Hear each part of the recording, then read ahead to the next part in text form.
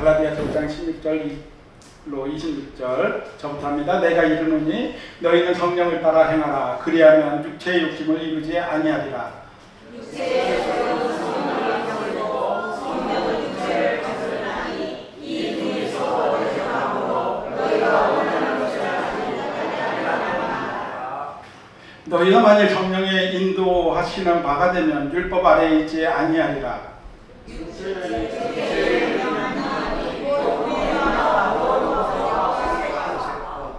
우상 숭배와 주술과 원수 맺는 것과 분쟁과 시기와 분냄과 당짓는 것과 분열함과 이단과 시기와 술취함과 만남과 도구와 같은 것들이야. 전에 너희에게 경계하던 것을 공격하면 이윤을 만나는 자들은 하나님의 나라를 모두 받지 않으리라. 오직 성령의 열매는 사랑과 희락과 화평과 오래 참음과 자비와 양성과 충성과 온유와 절제니 합독합니다. 예수의 사람들은 육체와 함께 그 정욕과 탐심을 십자가에 못 박았느니라. 만일 우리가 성령으로 살면 또한 성령으로 행할지니 헛된 영광을 구하여 서로 노엽게 하거나 서로 투기하지 말지니라. 아멘. 우리 저번 시간에 여러분들 기억나세요? 성령님이 누가복음에서는 어떤 형태로 나타나셨죠? 비둘기 형태로, 비둘기 형상으로 예수님이 기도하실 때 나타났어요. 그것은 무엇을 의미한다고 그랬죠?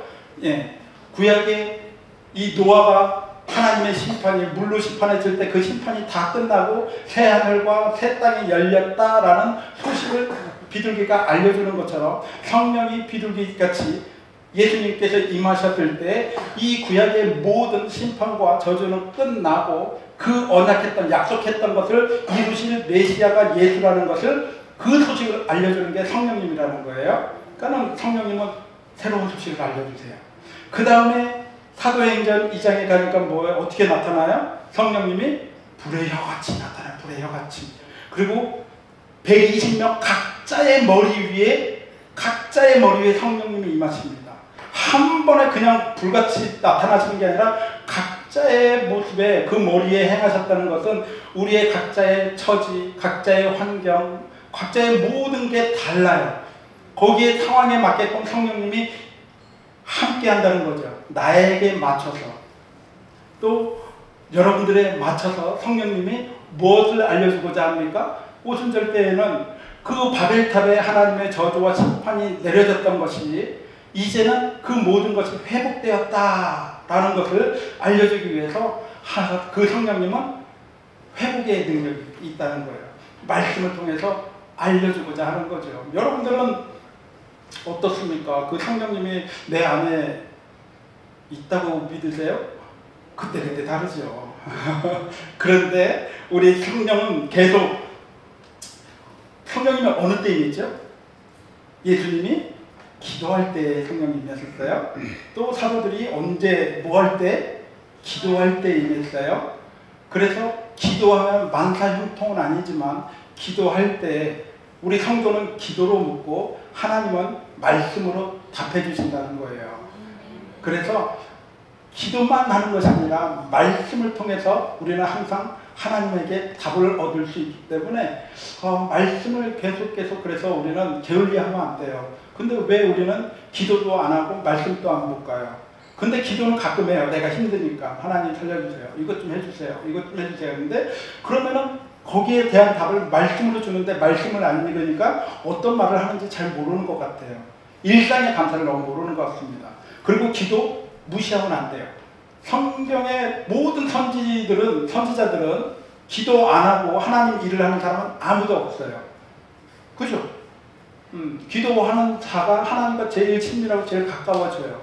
그런 자들이 말씀을 통해서 하나님께 답을 얻습니다. 신약 시대에는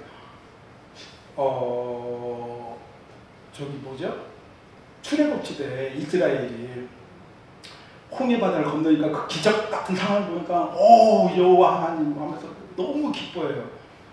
그런데 메추라기가 맨 처음에 떨어지고 만나가 떨어지고 감사해요. 근데 40년 동안 그게 떨어지니까는 감사를 몰라요. 왜요? 얘도 하고 얘도 먹고 나도 먹고 그러고 몰라요. 더 놀라운 것은 신명기 29장에 그게 나와 있죠.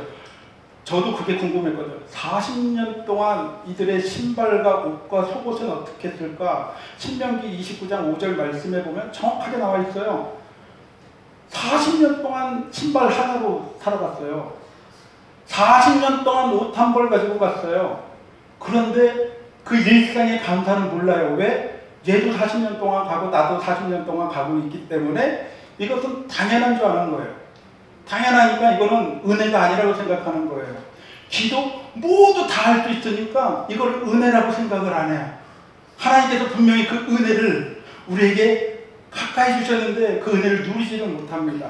말씀이라는 것을 분명하게 그들은 말씀 하나를 이 인쇄 기술이 나오기 전에 성경 하나가 진짜 어마어마하게 비쌌는데 지금은 너무나도 가볍게 우리 가까이에 있으니까 이 성경에 주는 그 은혜를, 기도가 주는 그 은혜를 우리는 잊고 산다는 거죠.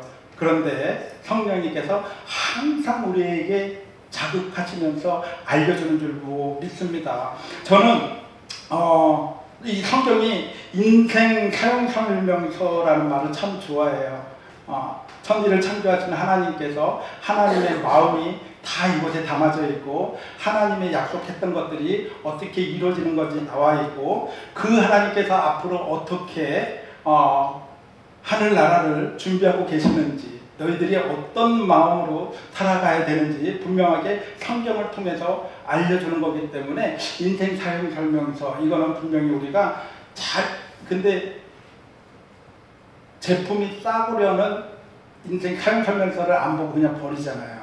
비싼 거는 촘촘히 다 보잖아요. 벤츠 자동차를 보면 일일이 다 볼 거예요. 저 트럭은 보지 않아도 충분히 사랑할 수가 있으니까 보지 않아요. 그런데 우리 인생이라는 거에 대해서는 분명히 여기에 대해서 나와 있습니다.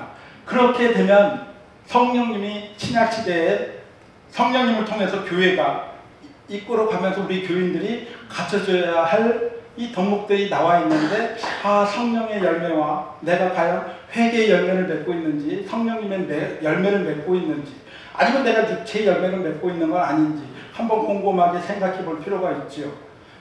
회개의 열매를 맺으라고 그러는데 회개의 열매 세례 요한이 그렇게 외쳤던 회개의 열매는 뭐예요? 너희들 말이 있으면 가난한 자과 함께 나누라. 그 다음에 두 번째는 뭐예요? 너희들 법대로 살아라. 그리고 세 번째는 네가 선한 청지기의 모습으로 그렇게 사역을 살아라. 그러니까는 나의 잘못을 깨닫고 내 삶으로 이어지게끔 살라는 거죠. 내 삶이랑 이어지라는 거예요. 이게 성령의 열매예요.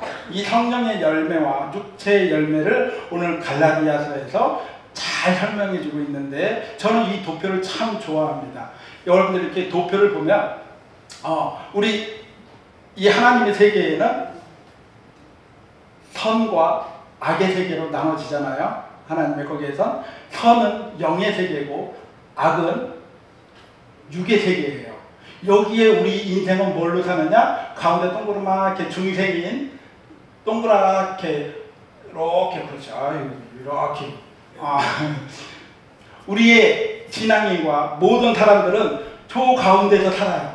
여기에서 우리는 어떤 삶을 사느냐? 어쩔 때는 말씀 붙잡고 성령의 열매대로 살기도 하고요. 어쩔 때는 세상이 너무 좋아서 육의 열매대로 살기도 합니다. 하지만 절대로 같이 살 수는 없어요. 성령의 열매는 육체를 거슬립니다. 육체와 대립될 수밖에 없어요. 육체의 열매는 성령의 열매와 손잡고 같이 갈 수가 없어요. 항상 대립되게 돼 있어요.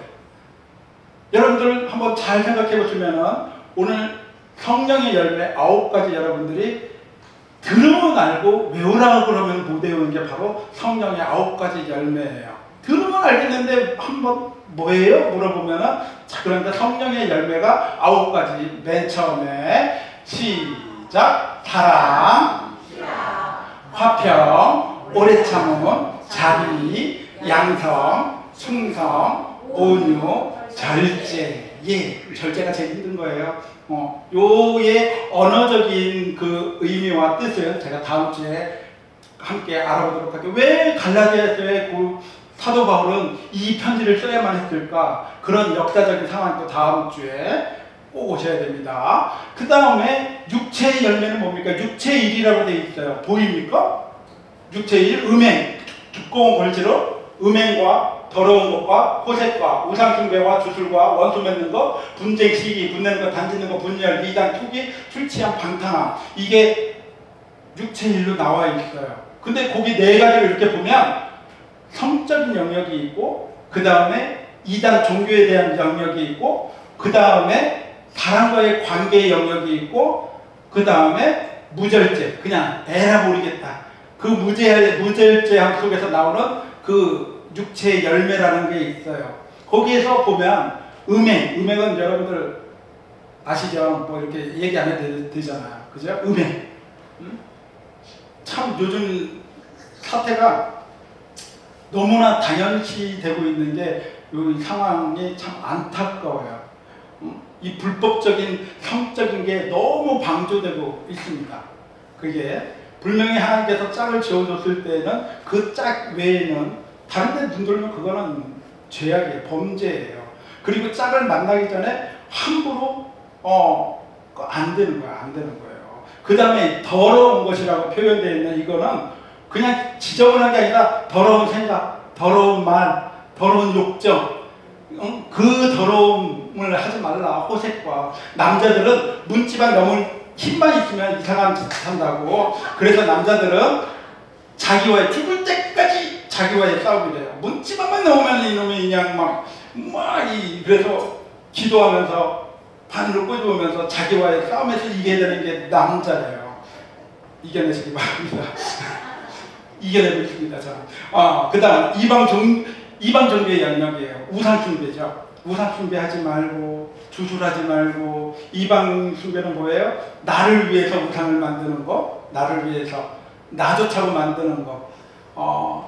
때로는 맨 처음에 아이가 임신했을 때는 다른 욕심 없잖아요. 그냥 눈, 코, 입, 10손가락, 10발가락 요것만 나와라. 건강하게만 나와라. 또 다른 욕심 하나도 없는데 애가 나오고 나오면 그 다음에 우리 애는 좀 걷는 게 느려진 것 같아요.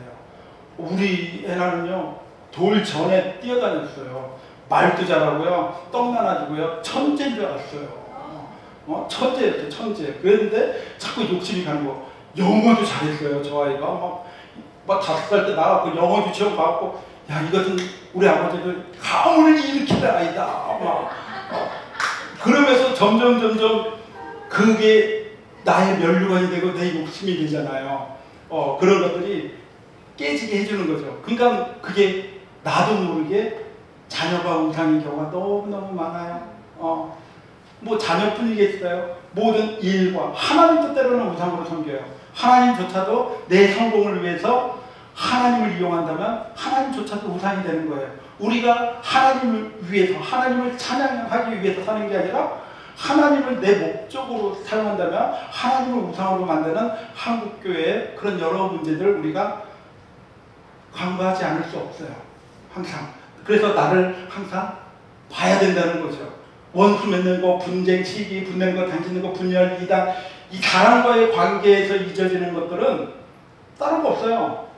욕심하고 그 다음에 비교예요. 욕심과 비교에서 나오는 거예요. 비교하니까 자꾸 저 사람보다 내가 더 많이 얻고 싶고 더 하고 싶은 게 인간이 그럴 수밖에 없어요. 그래서 예수가 필요하고 그래서 말씀이 필요한 것 같습니다. 에라 모르겠다 무절제로 그냥 술 취하고 그냥 노름하고 방탕하게 사는 거, 예, 성령과 전혀 반대되는 생활을 하고 있어요. 여러분들 이렇게 봤을 때 나는 성령의 열매의 삶이 많아요? 아니면 이 육체의 일, 육체의 열매가 나한테 많은 것 같아요? 속으로 얘기하세요. 굳이 여기에서는 나는 육체입니다 라고 얘기하지 마시고, 예, 속으로 대답하시면서 그래서 성령님을 통해서 저기에 보면은요, 고린도전서 12장에 보면 그게 나와요. 예수를 그리스도가 우리는 할 수가 없어요. 믿는다 고백할 수가 없어요. 성령님이 없으면. 찾아볼까요? 고린도전서 12장으로 찾아주실래요? 고린도전서 12장 3절 말씀, 고린도전서 페이지수로 277 갑자기 생각나가지고 자, 고린도전서. 오, 감사합니다. 자, 나왔어요. 합독해볼까요? 시작. 그러므로 내가 너희에게 알리노니 하나님의 영으로 말하는 자는 누구든지 예수를 저주할 자라 하지 아니하고 또 성령으로 아니하고는 누구든지 예수를 주시라 할 수 없느니라.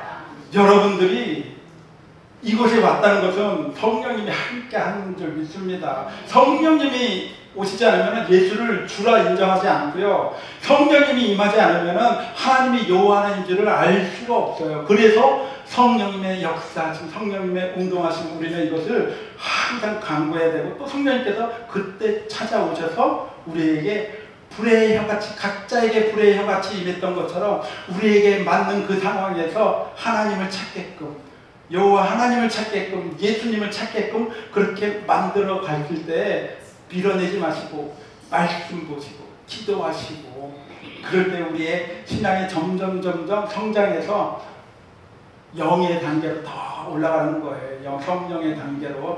아까 그 도표 한 번만 더 보여주시겠어요?